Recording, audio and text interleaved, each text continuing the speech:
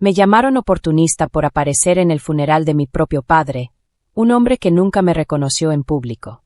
Y lo peor no fue eso. Fue que, mientras me señalaban frente a todos, yo tampoco estaba completamente segura de querer que la verdad saliera a la luz. El día que murió, yo estaba en la cocina de mi departamento, viendo en el celular cómo los noticieros repetían su nombre una y otra vez. El magnate empresarial fallece repentinamente de un infarto. Su foto ocupaba toda la pantalla.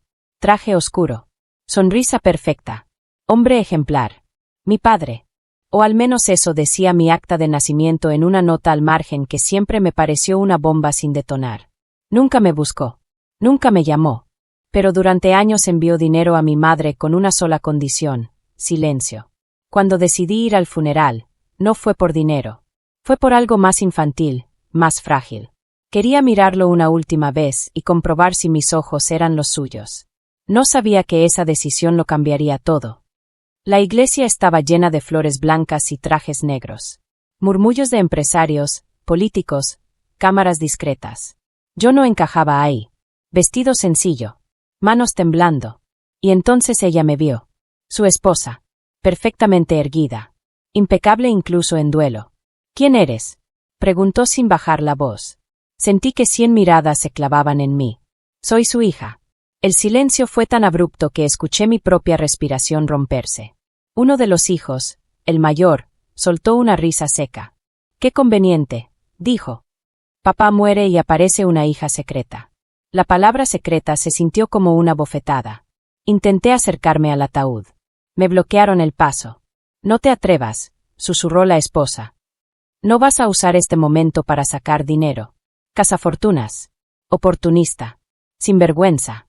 Cada palabra me atravesaba, pero yo repetía lo único que tenía. «Hagamos una prueba de ADN». Fue casi ridículo lo rápido que aceptaron. Confiaban demasiado en su versión de la historia. Creían que yo estaba mintiendo. Y por un segundo, dudé. ¿Y si mi madre me había mentido a mí? Esa fue la primera grieta. Esa noche, alguien subió un video del enfrentamiento a redes. Mi rostro llorando. La esposa señalándome. Los comentarios explotaron. «Seguro quiere su parte del pastel. Estas mujeres aparecen cuando huelen dinero». Si fuera verdad, él la habría reconocido. Pero también hubo otros. ¿Y si está diciendo la verdad? Pidan el ADN antes de destruirla. Algo en su cara se parece a él. Yo leía todo. No debía, pero lo hacía. Y cada comentario sembraba una nueva duda. ¿Y si el resultado era negativo? ¿Y si quedaba como la estafadora del año frente a todo el país? La muestra se tomó en un laboratorio privado, bajo supervisión legal.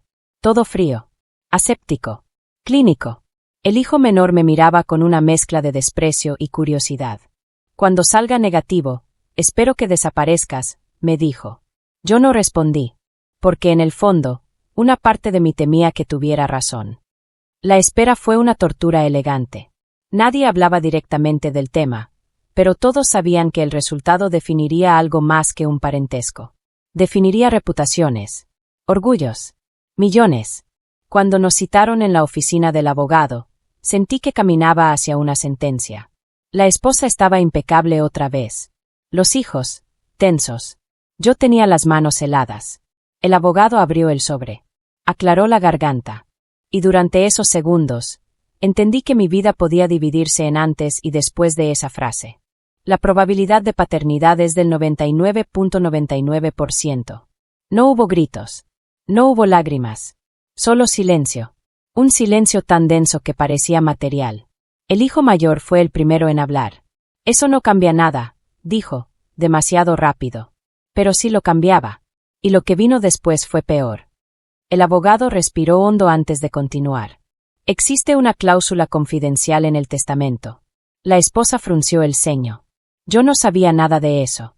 El señor dejó estipulado que, si aparecía un hijo biológico no reconocido y se confirmaba legalmente, la herencia debía redistribuirse en partes iguales entre todos los descendientes. El hijo menor palideció. La esposa dejó caer el bolso. No era solo reconocimiento. Era redistribución. La fortuna multimillonaria. Las acciones. Las propiedades. Todo debía dividirse de nuevo. Y en ese instante entendí algo perturbador. Él sabía que yo existía. Siempre lo supo. Los comentarios en redes cambiaron de tono cuando la noticia se filtró. Plot twist del año. Karma instantáneo. De cazafortunas a heredera legítima. Pero también aparecieron otros más ácidos. Seguro lo manipuló antes de morir. Qué casualidad que haya cláusula. Incluso alguien escribió. Si él nunca la presentó en vida, merece ahora lo que no construyó. Esa pregunta me perseguía por las noches. ¿Merecía algo que no ayudé a crear? ¿O solo estaba reclamando el derecho a existir? La actualización llegó semanas después. La familia impugnó el testamento. Alegaron manipulación, error, incluso falsificación. Me pintaron como una conspiradora brillante que había esperado el momento perfecto. Irónico. Yo había pasado años deseando no necesitar nada de él. Y ahora estaba atrapada en una guerra que nunca busqué. Las reuniones legales eran frías, tensas. Ya no había insultos públicos. Solo documentos. Firmas. Cálculos. La misma mujer que me prohibió acercarme al ataúd ahora debía sentarse frente a mí como igual. Sin gritos. Sin superioridad. Solo leyes.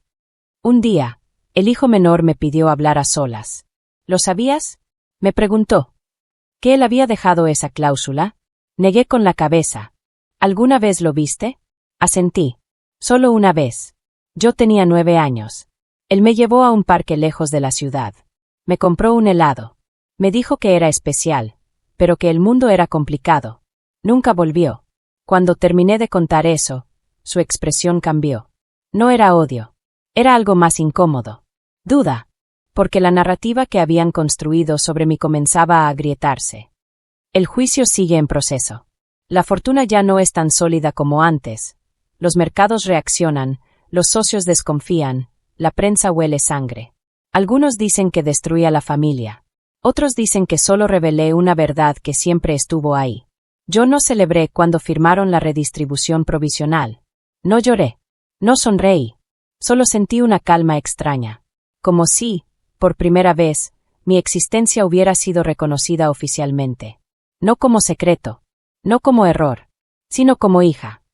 A veces me pregunto qué habría pasado si no hubiera ido al funeral. Si me hubiera quedado en casa viendo la transmisión por televisión. Ellos habrían conservado intacta su fortuna. Yo habría conservado intacta mi anonimidad. Pero la verdad, habría seguido enterrada. Y quizás esa es la parte más incómoda de toda esta historia. No se trata del dinero. Se trata de lo que hacemos cuando la verdad amenaza nuestra comodidad. Porque es fácil llamar oportunista a quien llega tarde. Lo difícil es aceptar que tal vez llegó tarde porque nunca le abrieron la puerta. Y ahora te pregunto algo que todavía me pregunto a mí misma. Si hubieras estado en mi lugar, ¿habrías ido al funeral? ¿O habrías dejado que el silencio heredara todo?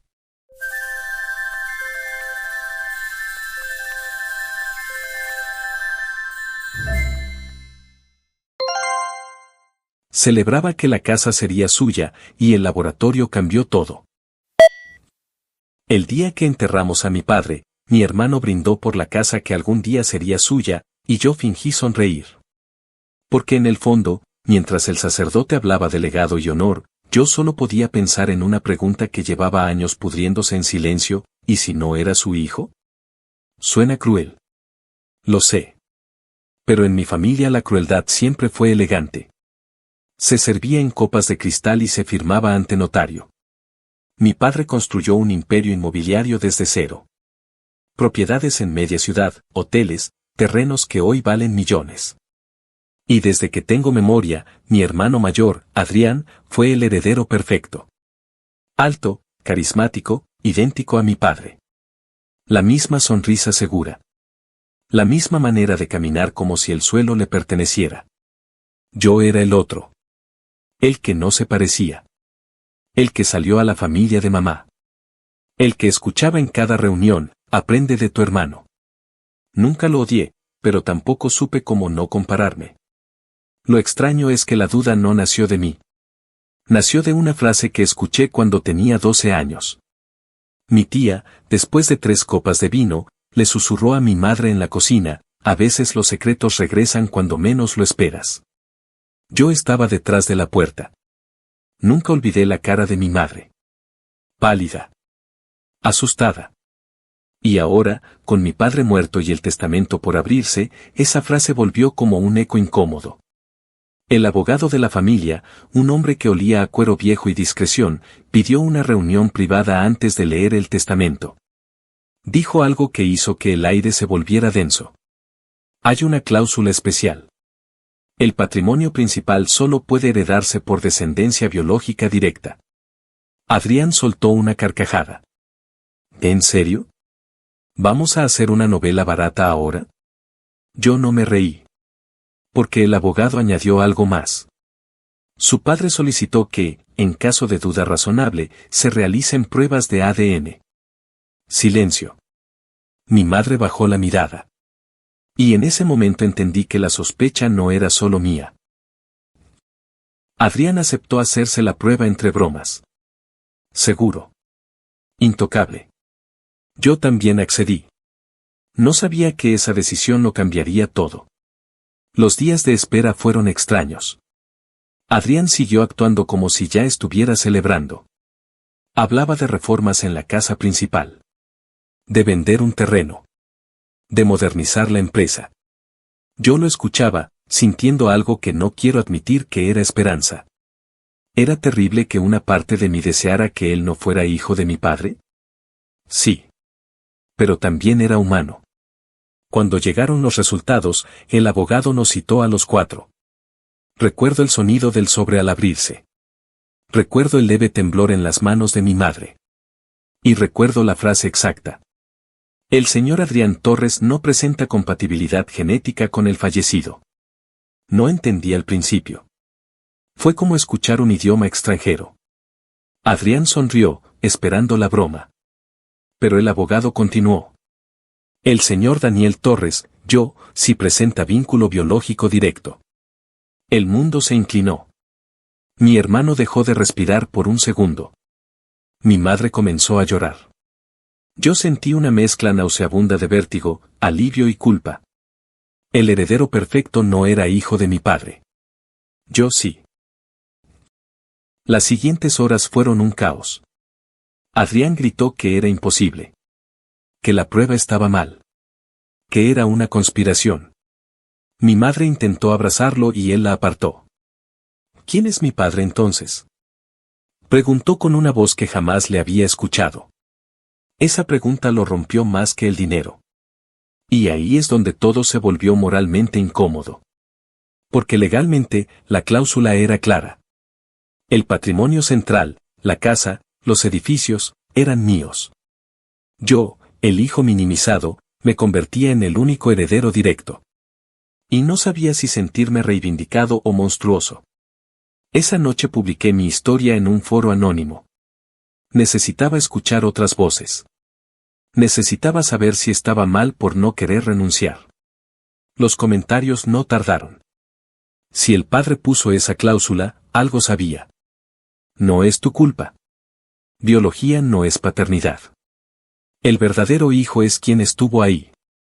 Qué casualidad que él, menos querido, resulte ser el biológico, suena a karma. Yo en tu lugar dividiría todo. El dinero no vale perder a un hermano. Cada opinión me atravesaba distinto. Porque nadie sabía algo que yo sí sabía. Mi padre era obsesivo con el control. Y esa cláusula no parecía improvisada. Entonces encontré algo más. Un documento en su despacho. Una carta sellada con mi nombre. No sabía que abrirla sería peor que el resultado del ADN. Decía. Si estás leyendo esto, significa que la verdad salió a la luz. Siempre supe que Adrián no era mío biológicamente. Pero decidí criarlo como tal. La cláusula no es un castigo. Es una prueba. El legado no es la sangre, es el carácter. Me quedé helado. ¿Prueba? Seguía leyendo. El que esté dispuesto a compartir sin obligación, ese será mi verdadero sucesor. Sentí que el aire me faltaba. No era solo una herencia.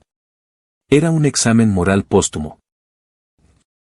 Confronté a mi madre días después. Entre lágrimas confesó una infidelidad breve, décadas atrás. Dijo que mi padre lo descubrió, pero decidió mantener la familia unida. Adrián dejó de hablarle. Y a mí, empezó a mirarme como si yo le hubiera robado la vida. Intentó negociar en privado. Dividamos todo. Legalmente no me toca, pero moralmente sí. Tenía razón, y no la tenía. Porque también era cierto que durante años disfrutó del privilegio de ser el legítimo. Yo vivía a su sombra. ¿Era esto justicia o simple biología? La tensión escaló cuando los socios de la empresa supieron la noticia. Algunos comenzaron a dudar de Adrián. Otros de mí. La identidad de mi hermano se desmoronaba en público. Y ahí entendí algo que no esperaba sentir, compasión. Porque perder dinero duele. Pero perder el apellido duele más. Una semana antes de firmar la transferencia oficial, tomé una decisión. No por presión. No por culpa. Sino porque entendí la última lección de mi padre. Le ofrecí a Adrián el 50% del patrimonio central. No como obligación legal. Sino como elección. Lloró. Yo también. No fue una reconciliación perfecta. Las grietas siguen ahí. Mi madre aún carga con su culpa. Adrián sigue buscando a su padre biológico. Pero algo cambió. Ya no somos el heredero perfecto y el hermano menor. Somos dos hombres enfrentando una verdad incómoda. A veces me pregunto qué habría pasado si me quedaba con todo. ¿Habría ganado? ¿O habría perdido algo más valioso? Mi padre decía que la sangre construye raíces, pero las decisiones construyen legado. Y el día que el laboratorio cambió todo, entendí que la verdadera herencia nunca fue la casa. Fue la oportunidad de elegir quién quería ser.